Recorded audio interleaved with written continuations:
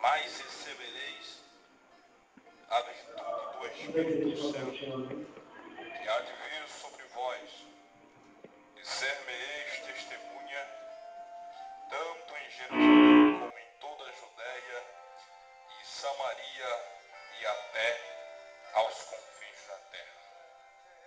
Mas a mensagem-chave que eu vos quero vos ministrar esta noite é: mas recebereis a virtude do Espírito Santo.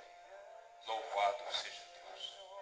A virtude do Espírito Santo é a coisa mais tremenda que eu e você e nós temos que ter na nossa vida. A virtude do Espírito Santo, ela move o coração de Deus em favor das nossas vidas. A Bíblia diz que Deus, olhando do céu à terra, ele viu a humanidade pecadora. Ele viu uma humanidade que precisava de um resgate. E a Bíblia diz que ele enviou seu Filho Jesus para vir morrer por nós numa cruz, derramar o seu sangue, pagar os meus pecados, os seus pecados, para que juntos pudéssemos ter o direito de adorar e bendizer o sacrossanto nome do Deus poderoso, Criador dos céus e da terra. Eu parece que eu começo a ver Deus dizendo para o seu filho, dizendo: filho, tu irás descer lá na terra, sofrer todo o sofrimento a que um homem pode passar. Fome, sede, ser perseguido, ser caluniado.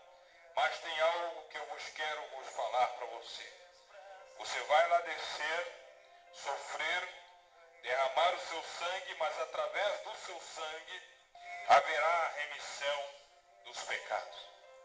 E a Bíblia diz que Jesus desceu, sofreu, morreu, derramou o seu sangue. E porém, quando eu vejo o Mestre diante ali dos seus discípulos, ele dizendo: eu vou para o Pai, mas vos enviá-lo-ei o Consolador. O que é o Consolador? O Consolador é o Espírito Santo de Deus.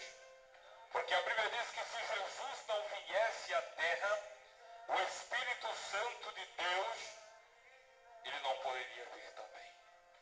Mas quando Jesus veio à terra, sofreu, passou fome, sede, foi humilhado, perseguido, morreu, derramou seu sangue, mas ao terceiro dia ressuscitou.